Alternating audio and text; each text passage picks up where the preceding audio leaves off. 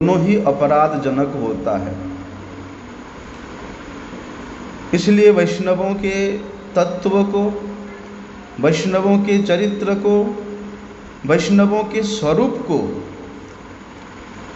जानना एक भक्ति साधक के लिए अत्यंत आवश्यक है। कई बार हम लोग देखते हैं हमारे गौड़ीय गगन में दो वैष्णव हुए, महान वैष्णव हुए, श्री प्रबोधानंद सरस्वती पाद जी और एक श्री प्रकाशानंद सरस्वती पाद जी। हम लोग इन दोनों वैष्णवों के विषय में ऐसे सुनते हैं कि दोनों एक ही व्यक्ति है।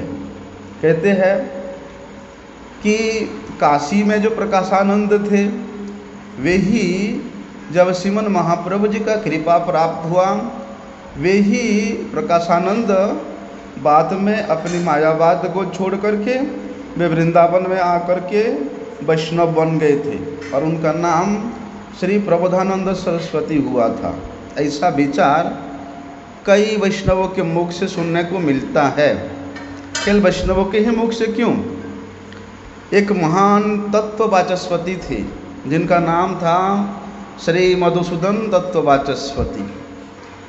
उन्होंने इनके द्वारा रचित, किसके द्वारा, श्री प्रबोधानंद सरस्वती पाद जी के द्वारा रचित जो राधा रस सुधा निधि है, उस राधा रस सुधा निधि के टीका में ये मधुसूदन वाचस्पति भी यही वर्णन करते हैं कि काशी में जो असंख्य शिष्य परिशिष्यों को परिचालन करने वाले जो प्रसिद्ध मायावादी सन्यासी, दिग्विजयी पंडित, प्रसिद्ध परिव्राजकाचार्य, महाशक्ति संपन्न श्रीपाद प्रकाशानंद सरस्वती महाशय ही ये राधा रस सुधा निधि ग्रंथ को रचना किए थे।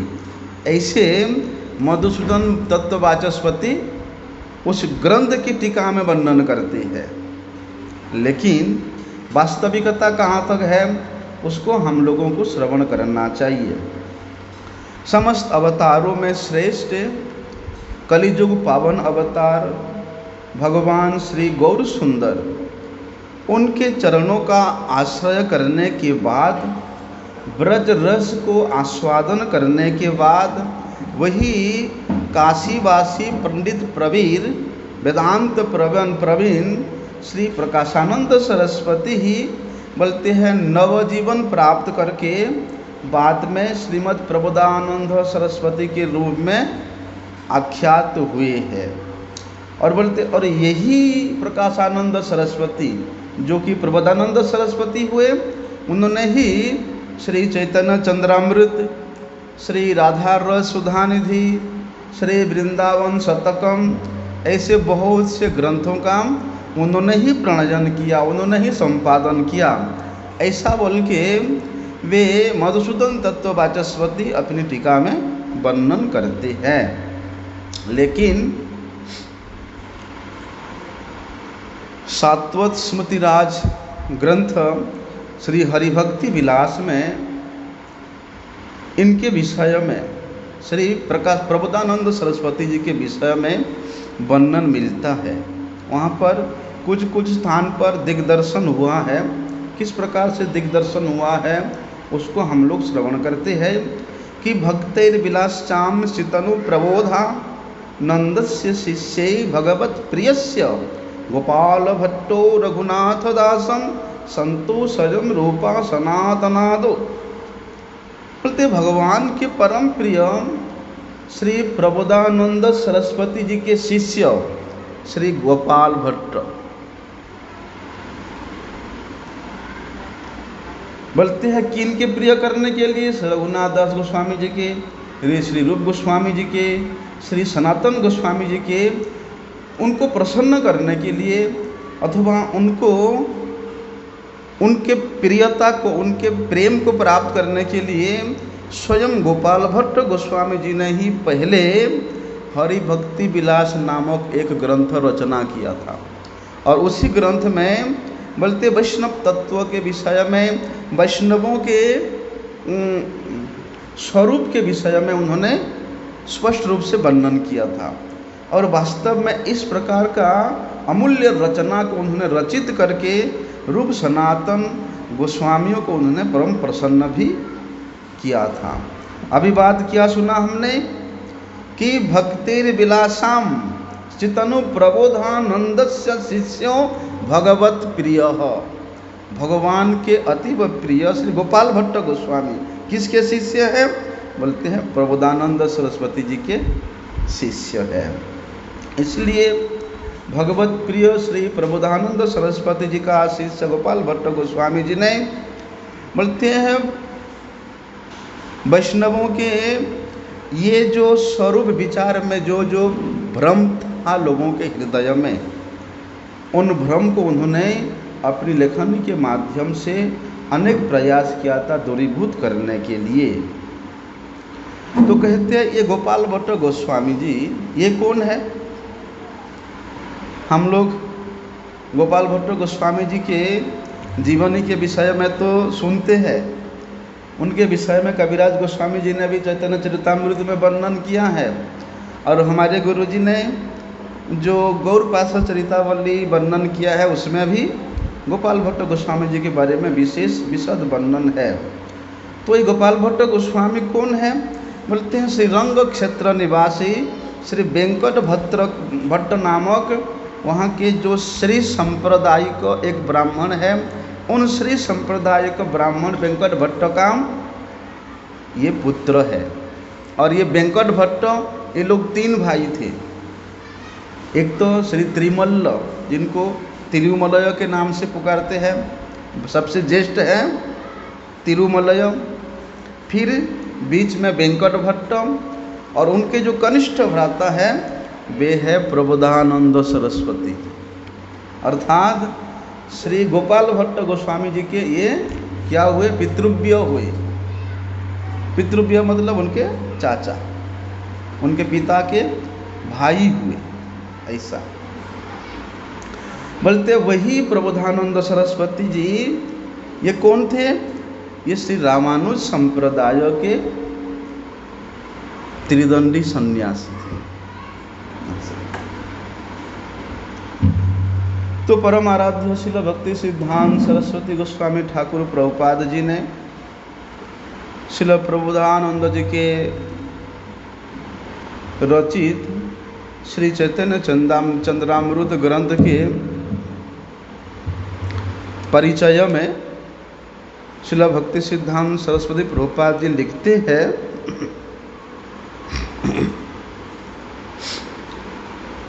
कि श्रीरंग ये तमिल देश के अंतर्भुक्त एक बहुत सुंदर धार्मिक स्थल है, और वहाँ के जो अधिवासी है ये तीनों भ्राता श्री वेंकट, श्री तिरुमलय और उनके छोटे भ्राता प्रबोधानंद सरस्वती। बोलते सब पहले तो उन्होंने श्रीरंगम में रहने से पहले उन्होंने और कहीं वास करते थे, और उस दाक्षिणात्य देश में बड़गलई नाम से एक ब्राह्मण संप्रदाय है। क्या नाम से? बड़गलई। तो उस बड़गलई शाखा का अंतर्भुक्त में ये रामानुजीय वैष्णव संप्रदाय में अपने आप को परिगणित करते हैं। तो 1433 शताब्दी में श्रीमन महाप्रभु श्री चैतन्य देव जब दक्षिण देश को पर्यटन करने के लिए गए थे, तो सबसे पहले उन्होंने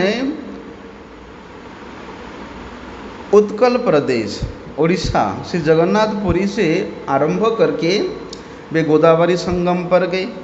गोदावरी संगम के बाद फिर वे मद्रास होते हुए अनेक तीर्थों का दर्शन करते हुए श्रीमन महाप्रभु जी दाक्षिणात्य में भ्रमण करते करते वे आषाढ़ शुक्ला एकादशी तिथि को श्री रंग क्षेत्र में पधारे श्रीमन महाप्रभु जी।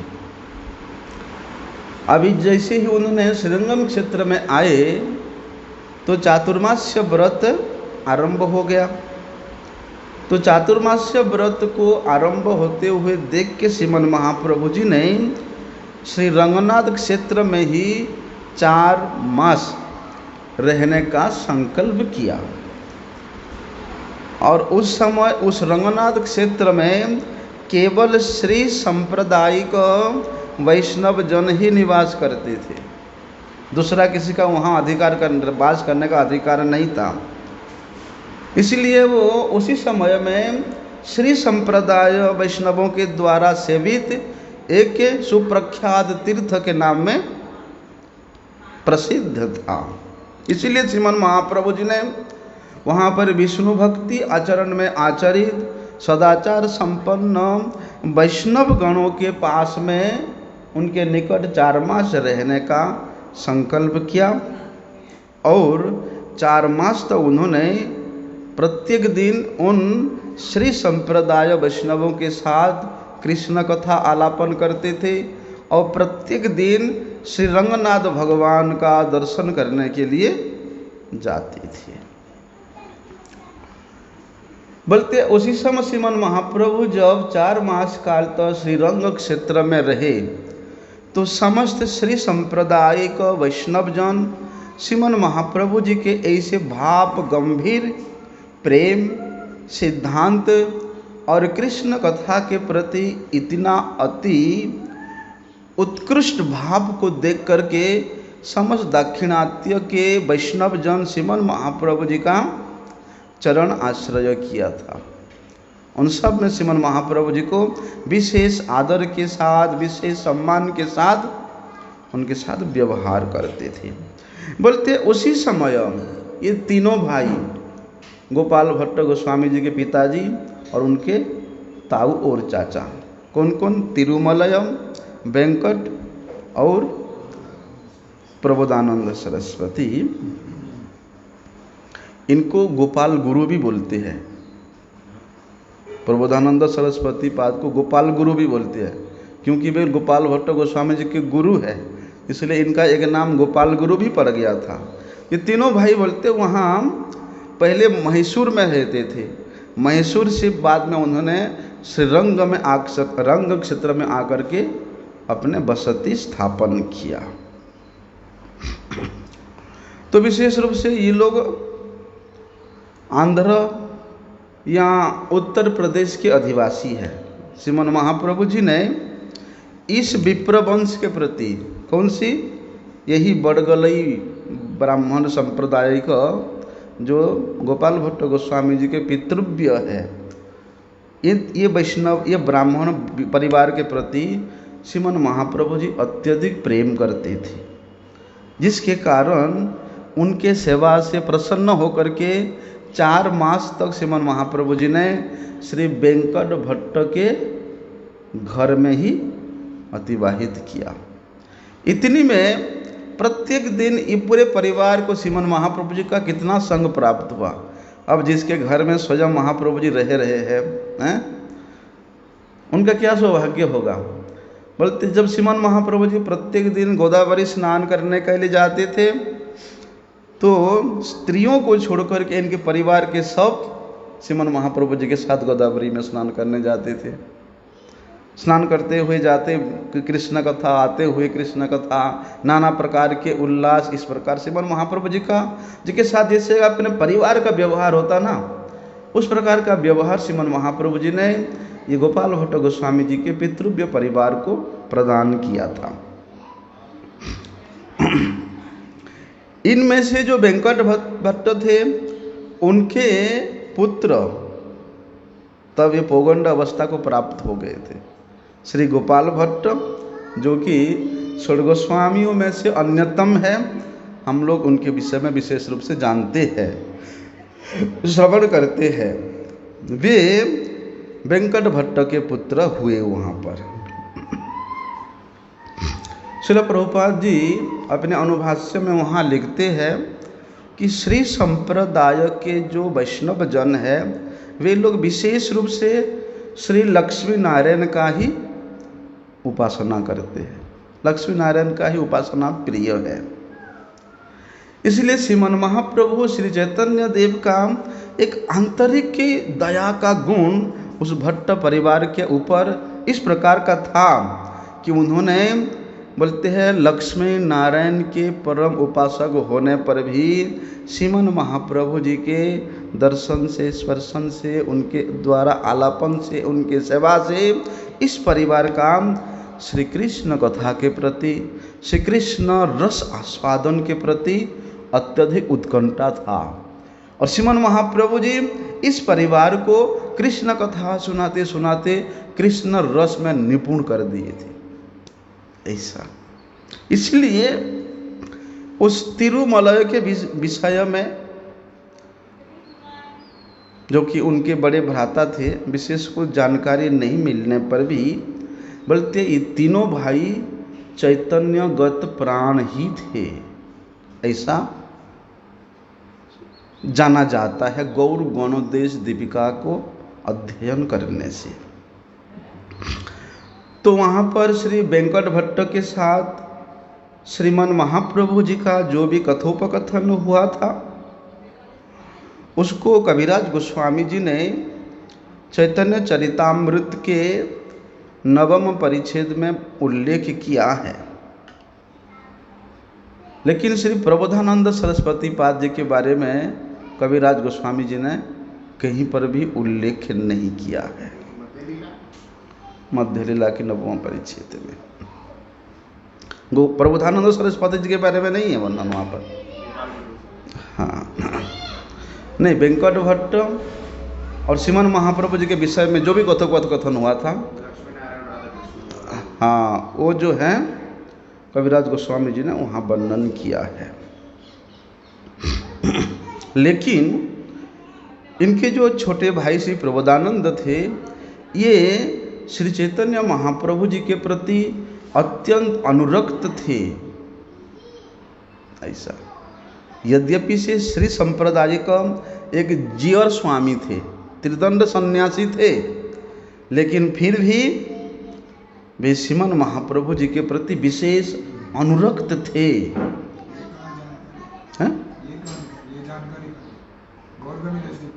हाँ, तो श्री प्रबोधानंद सरस्वती जी का सत शिक्षा के प्रभाव से वेंकट भट्ट का पुत्र श्री गोपाल भट्ट गोस्वामी गौड़ीय वैष्णव आचार्यों में एक श्रेष्ठ आचार्यत्व के स्थान को प्राप्त किया था। किसके साथ शिक्षा से? उनके चाचा से प्रबोधानंद सरस्वती जी के। क्योंकि प्रबोधानंद सरस्वती जी ने विशेष रूप से श्रीमन महाप्रभु जी का संग किया और उनके प्रति अनुरक्त थे।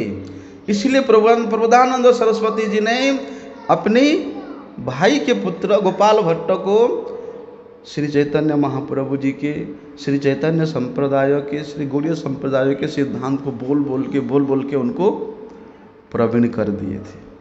ऐसा नहीं तो बहुत ही कम देखने को मिलता है कि श्री संप्रदाय के कोई त्रिदंड सन्यासी हो या ब्राह्मण हो, वे अपने संप्रदाय को छोड़ करके दूसरे संप्रदायों के प्रति अनुरक्त हो। ऐसे बहुत कम देखने को मिलता है।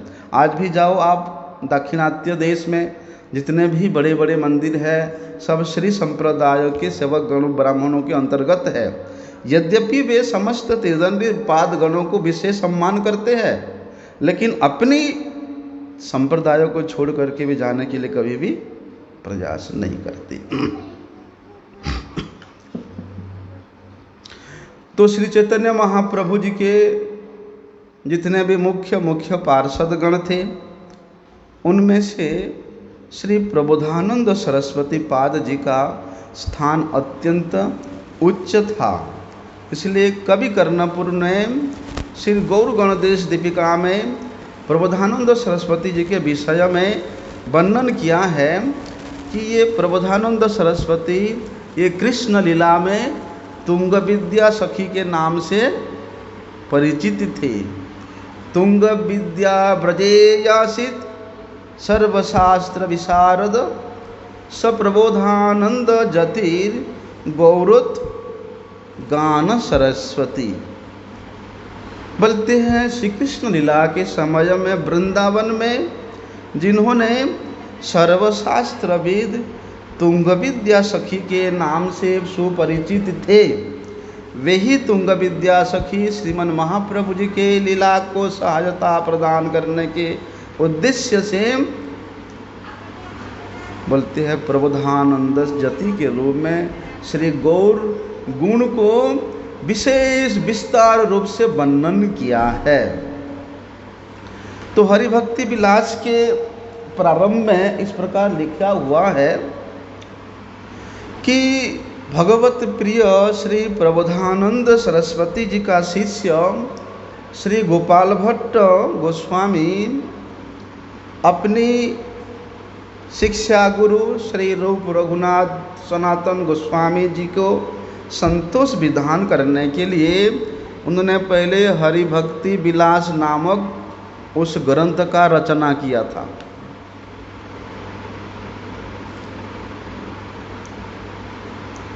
उसका वर्णन है, क्या वर्णन है? भक्ति रत्नाकर में ऐसा उसमें वर्णन आता है कि केहो कहे प्रबोधानंदेर गुण अति सर्वत्र हईल जार ख्याति सरस्वती। पूर्ण ब्रह्म श्री चैतन्य भगवान तार प्रिय तार बिना अपने नाही आन। कोई कोई कहते हैं कि श्री प्रबोधानंद सरस्वती जो कि श्री चैतन्य महाप्रभु जी के अत्यंत प्रिय है, उनके इतना अधिक गुण से परिमंडित थे कि उनके गुण को ख्याति इतना प्राप्त हुआ जिसके कारण लोगों ने उनको सरस्वती के नाम से पुकारने लगे। ऐसा इतना विद्वान थे। इसलिए वे ही गोपाल भट्ट गोस्वामी के चाचा श्री प्रबोधानंद सरस्वती जी पूर्ण ब्रह्म भगवान श्री चैतन्य महाप्रभु जी के प्रति इतना आकर्षण थे, उनके प्रति इतना आत्मीयता था, प्रेम था कि उनके बिना वे कुछ नहीं जानते थे। ऐसा लिखा है।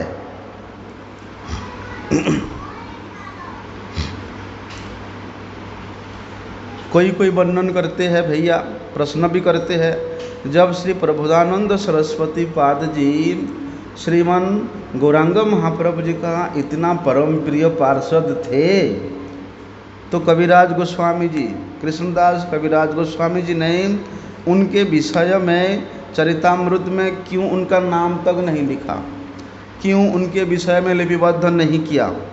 ऐसे कुछ कुछ लोग प्रश्न भी करते हैं। तो भक्ति रत्नाकर नामक ग्रंथ उन लोगों के इस प्रश्न का उत्तर प्रदान करते हुए कहते हैं कि श्री गोपाल भट्टेर ए सब विवरण केह किछु वर्णे केह ना करे वर्णन, क्योंकि ये प्रबोधानंद सरस्वती पाद जी श्री गोपाल भट्ट गोस्वामी जी के परम संबंधी थे और उनके गुरुदेव थे, इसलिए उनके विषय में कोई कोई वर्णन किया है, कोई कोई वर्णन नहीं किया है।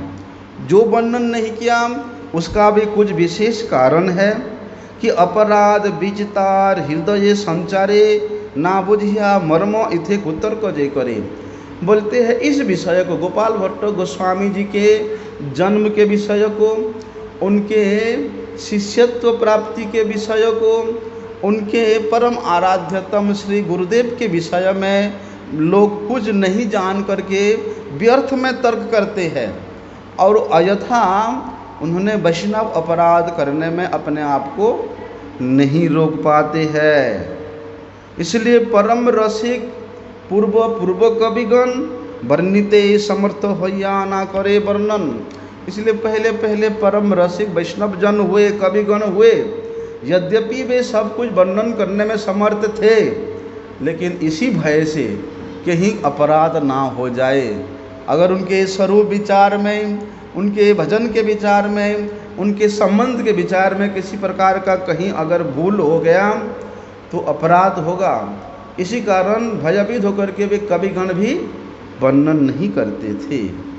इसलिए कहते राखिलेन मध्य मध्य वर्णन करिते वर्णि बेजे कविगण तहार चित्ते ते।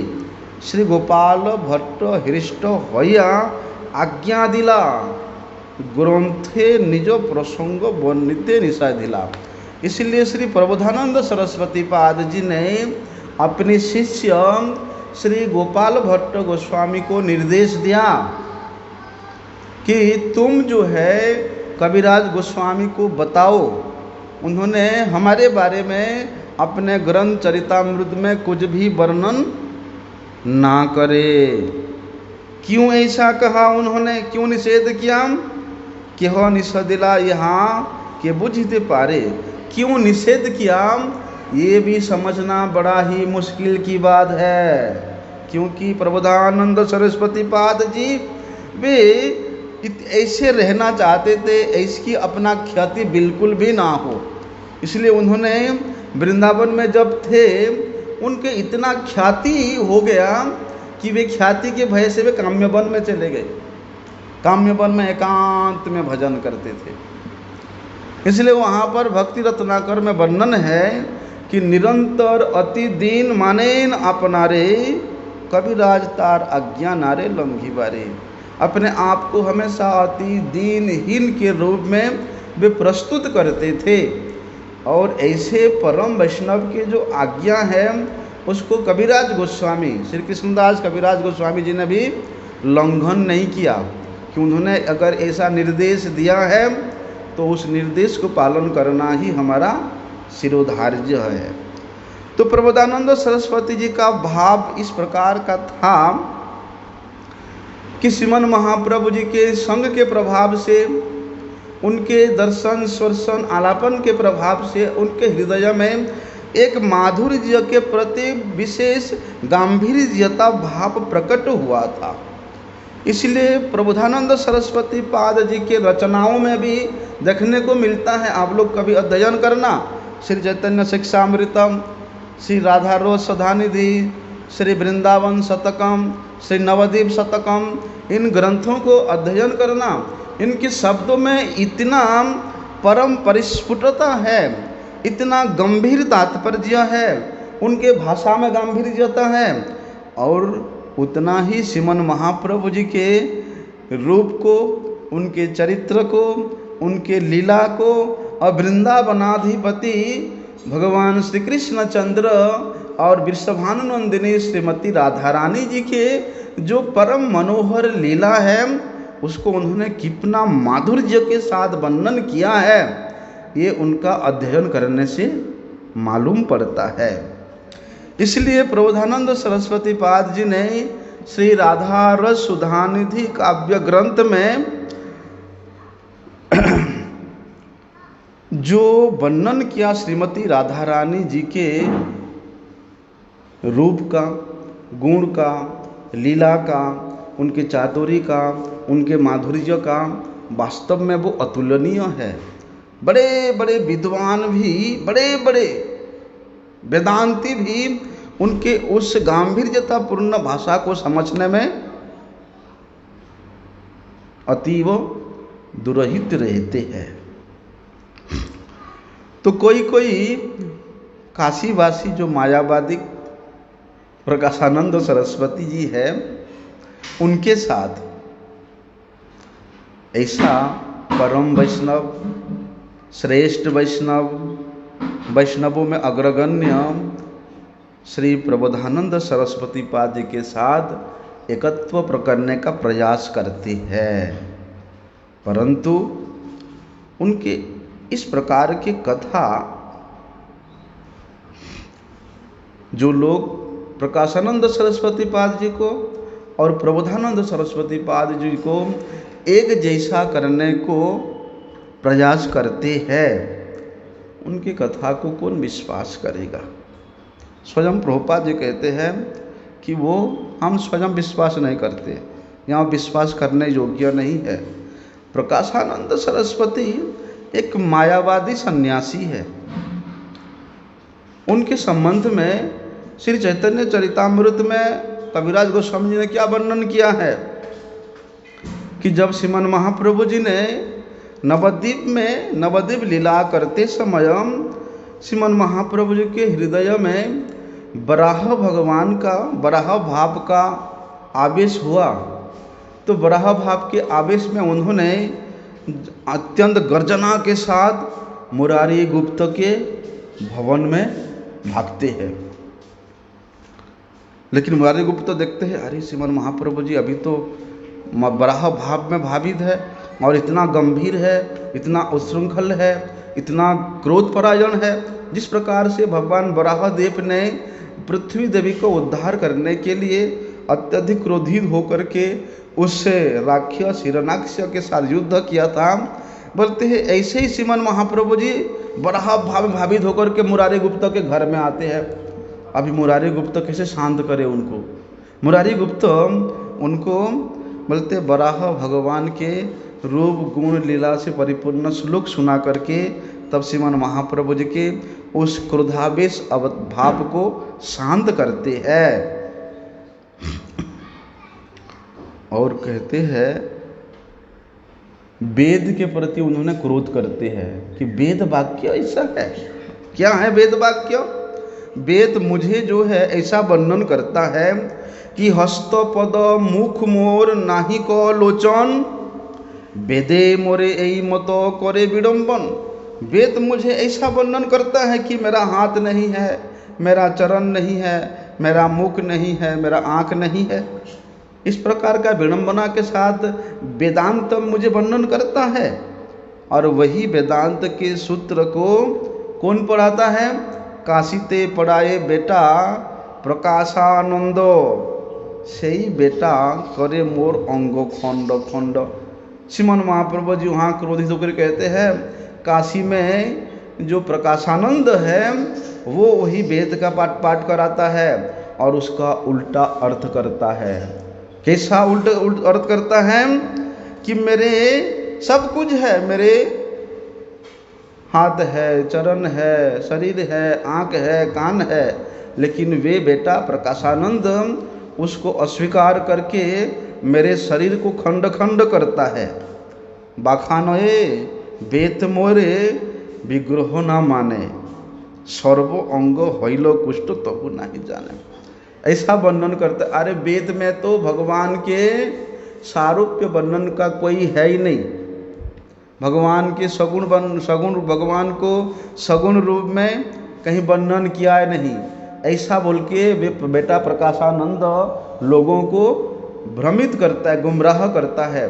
उसको मैं स्वयं उसके शरीर में कुष्ठ रोग कराया, लेकिन उसके पश्चात भी वे थोड़ा सा भी समझ नहीं पाया, उसको समझ में नहीं आया। अरे सर्व यज्ञ मोर अंग जे पवित्र, अजो भव आदि गाए जहार चरित्र।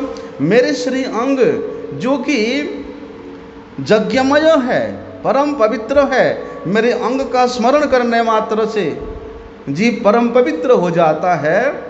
और क्या शिव जी, क्या ब्रह्मा जी, सब लोग मेरे उस परम पवित्र उस चिन्मय स्वरूप का अंग का ध्यान करते हैं, उसके चरित्र का गान करते हैं।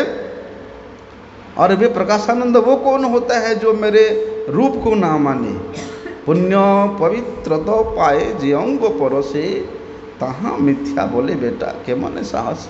अरे मेरे जो अंग है उस एक अंग के, मेरे नाखून के एक छटा का भी अगर कोई स्मरण करता है तो वो अपने आप को परम पवित्र कर देता है ना।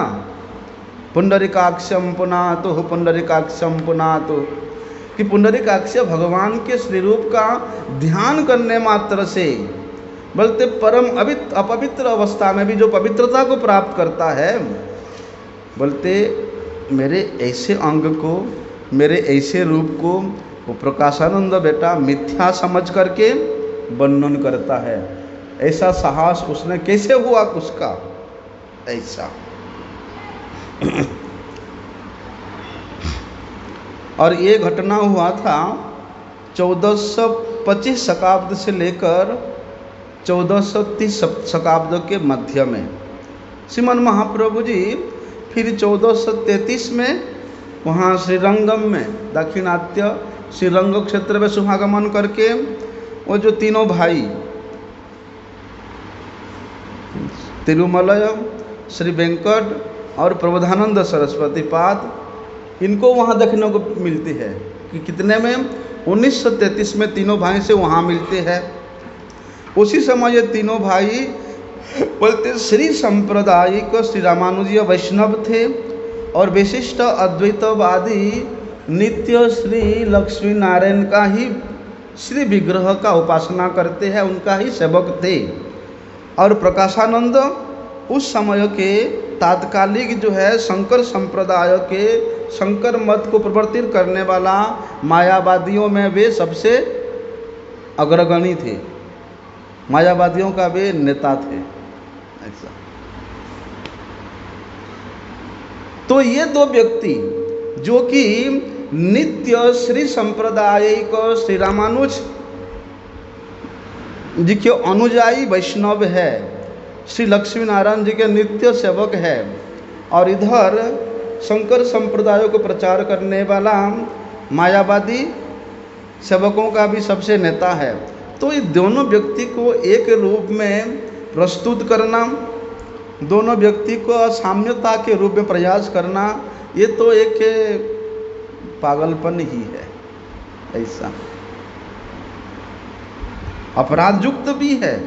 इसलिए चैतन्य भागवत में वृंदावन दास ठाकुर जी ने भी प्रकाशानंद सरस्वती जी के विषय में वर्णन किया कि बलिते प्रभुर हईल ईश्वर आवेश दंतो कोड़ो मरी करी बलये विशेष।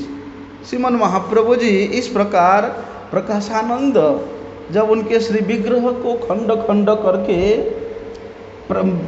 व्याख्या करता है, उसको सुन करके श्रीमन महाप्रभु जी दांत को एकदम कर कर कर कर करके अत्यंत क्रोधित होते हैं और कहते हैं कि सन्यासी प्रकाशानंद बसोए काशी ते मोरे खंडो खंडो बेटा कोरे भालो मते।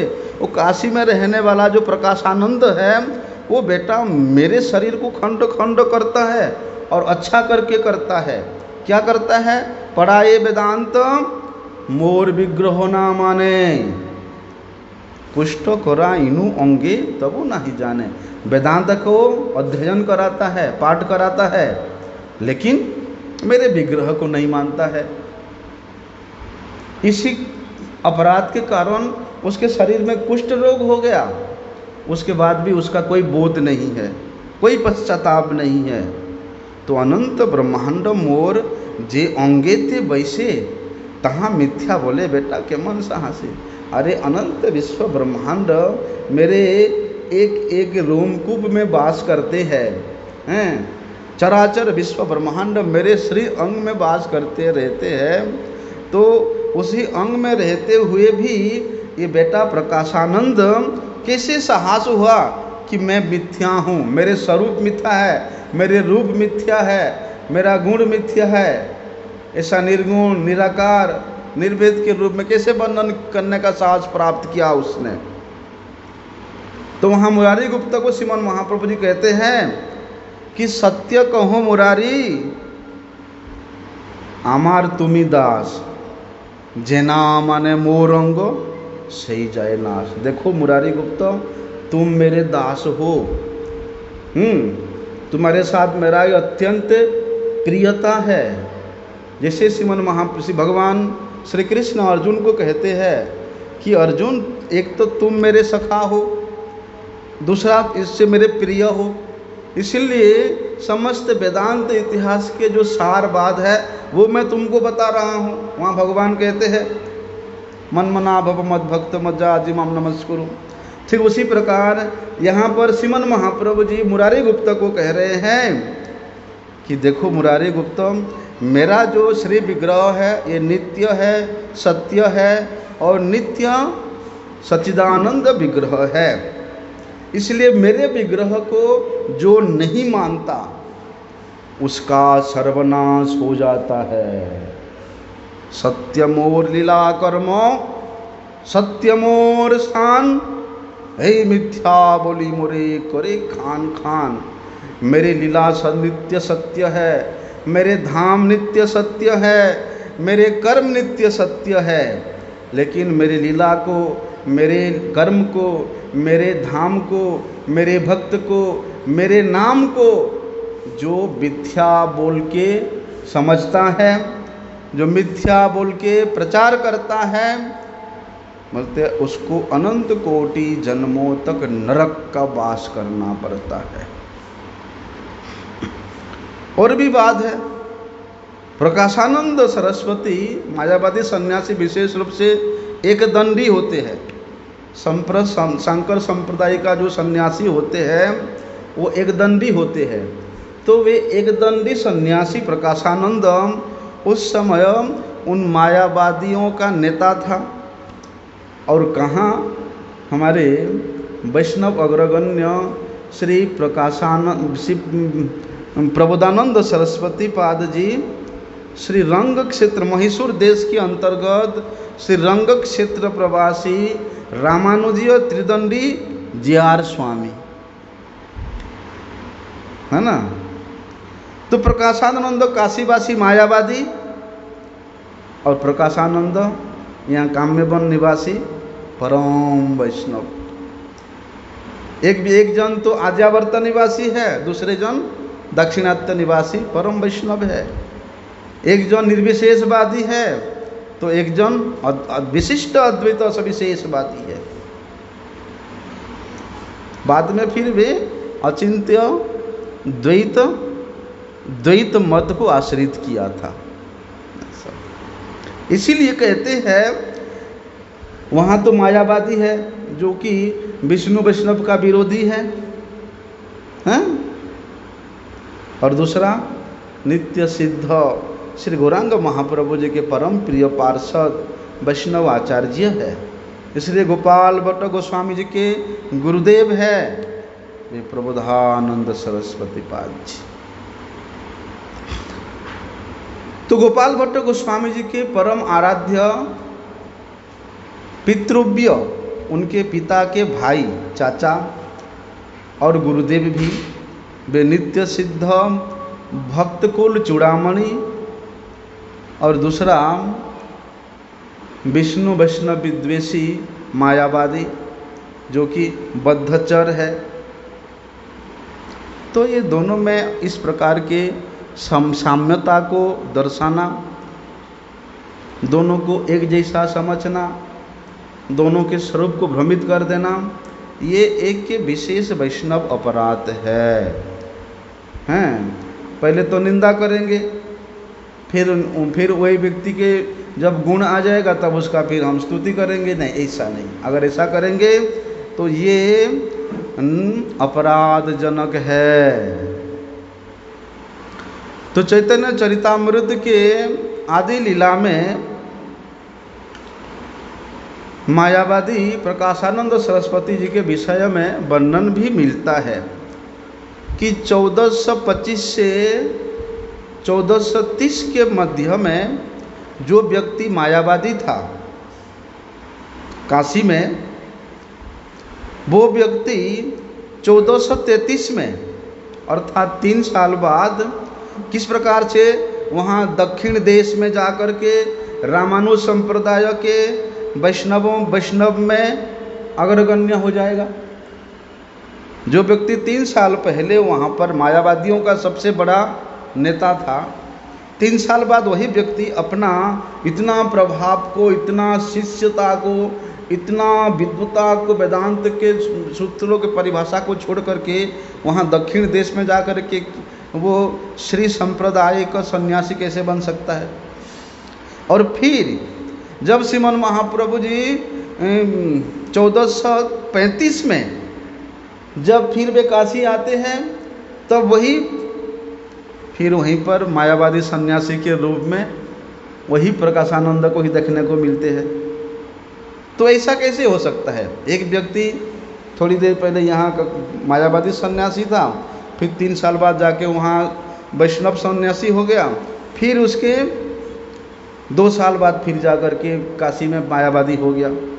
ऐसा नहीं हो सकता है। इसीलिए जो इनके इस परिचय में अनभिज्ञ है, अनभिज्ञता रूप परिचय प्रदान करना भी एक प्रकार से अपराध ही है। इसलिए वेद शास्त्र इत्यादि जो विधि नियम बताते हैं कि भैया अगर तुम इस विषय में पारंगत नहीं हो, तुम इस विषय को नहीं जानते हो और उसके प्रति अगर आप लोगों को भ्रमित करते हो, वो भी महान पाप है।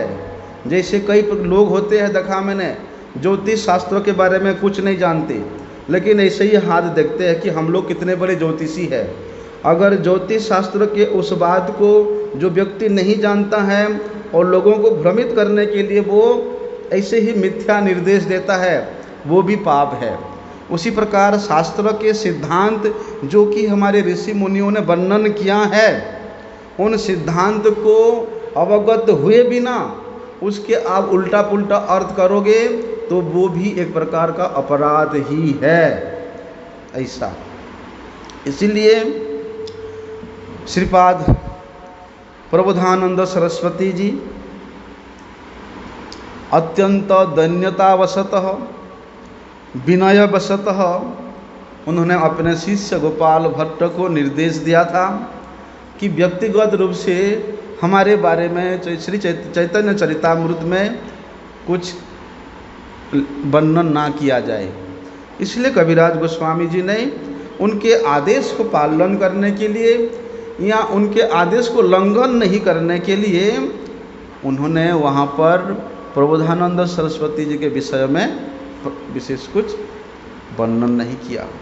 लेकिन श्री प्रबोधानंद सरस्वती पाद जी इस वर्तमान अभी जैसा स्थिति चल रहा है, उस स्थिति को अगर वे थोड़ा सा चिंतन करते कि नहीं, आने वाले समय में इस प्रकार लोग हमारे स्वरूप को लेकर के, हमारे सिद्धांत को लेकर के और उसके साथ दूसरे किसी के स्वरूप सिद्धांत के साथ तुलना करेंगे, अगर ऐसा वे और भ्रम पैदा करेंगे, इस प्रकार भावी काल के उस स्थिति को अगर वे थोड़ा सा जानते, वर्णन करते, तो उन्होंने कभी भी गोपाल भट्ट गोस्वामी जी को अपने बारे में वर्णना करने के लिए निषेध नहीं करते, क्योंकि वैष्णवजन कभी भी नहीं चाहते कि वे उनके कारण किसी का कोई अपराध हो जाए, वरम स्वयं अत्यधिक दुख कष्ट में रहते हुए भी दूसरे को हमेशा कल्याण करना चाहते हैं। जैसे कि वृंदावन दास ठाकुर जी कहते हैं कि जो लोग श्री चैतन्य महाप्रभु जी को नहीं मानते हैं, मैं उनके माथे के ऊपर अपना लात मारता हूँ, पदाघात करता हूँ। क्यों बोलते हैं अगर वो लोग मेरे पदाघात प्राप्त करके उनका कल्याण हो जाता, उनका श्री चैतन्य चंद्र चरण में रतिमति हो जाता, तो यही मेरे लिए श्रेष्ठ है। इसलिए वैष्णव जन अपनी स्वयं के कारण साधारण व्यक्ति का भी कोई अपराध हो जाए ऐसा नहीं चाहते हैं। इसलिए वहाँ पर वर्णन आता है कि श्री प्रबोधानंद सरस्वती पाद जी के विषय में तिरुमलय व्यंकट आर प्रबोधानंद, तीन भ्रातार प्राणधन श्री गौरचंद्र, ये तीनों भाई, तीनों के ही प्राण स्वरूप थे श्री चैतन्य महाप्रभु जी। लेकिन लक्ष्मी नारायण उपासक ये तीन पर्वते राधा कृष्ण मत्य प्रभुर कृपाते, तीनों उस श्रीरंग पर्वत के ऊपर में लक्ष्मी नारायण जी के उपासना में मत्त थे। लेकिन श्रीमन महाप्रभु जी के अशेष कृपा के कारण उन्होंने श्री राधा कृष्ण के रस में प्रमत्त होने का सौभाग्य प्राप्त किया था। तिरुमलयम व्यंकट और प्रबोधानंद तीने विचारे प्रभु विनय रहिवे के मने। अभी तीनों भाई से जब श्रीमन महाप्रभु जी विदाई लेने लगे नीलाचल की ओर जाने के लिए, तब तीनों भाई सोचते हैं हाय हाय, अब श्रीमन महाप्रभु जी यहाँ पर छोड़ करके वे श्री नीलाद्रि श्री पुरुषोत्तम धाम में चले जाएंगे, तो उनके विरह के बिना हम लोग कैसे जीवन धारण करेंगे। कावेरी स्नाते संगे के बाल यहाँ जावे, शेषवाय संगे परिहास करिवे। कावेरी स्नान के समय में श्रीमन महाप्रभु जी के साथ कितना हास परिहास करते हुए हम नित्य प्रति उनको कावेरी स्नान कराने के लिए लेके जाते थे। लेकिन अब श्रीमन महाप्रभु चले जाने के बाद हम किसके साथ हास परिहास करेंगे, किसके साथ कावेरी में जाके स्नान करेंगे। 4 मास परे प्रभु करिला विदाय, 3 भाई क्रंदन करे उभराय। जब चातुर्मास्य व्रत समाप्त हुआ तब श्रीमन महाप्रभु जी ये तीनों भाई से विदाई लेने लगे। तब ये तीनों भाई इतना अधिक क्रंदन करने लगे कि प्रभु 3 भ्राताय करी आलिंगन, पहिला अनेक रूप प्रबोध वचन। तीनों भाई को श्रीमन महाप्रभु जी स्वयं अपनी छाती पर लगा करके आलिंगन करते हैं। उनको बड़े प्रेम पूर्ण बातों से, बड़े सुंदर सुंदर कृष्ण कथा के बातों से उनको प्रबुद्ध कराते हैं, उनको प्रसन्न करने का प्रयास करते हैं। तो केह कहे प्रबोधानंदेर गुण गति, सर्वत्र हईल ख्याति जति सरस्वती।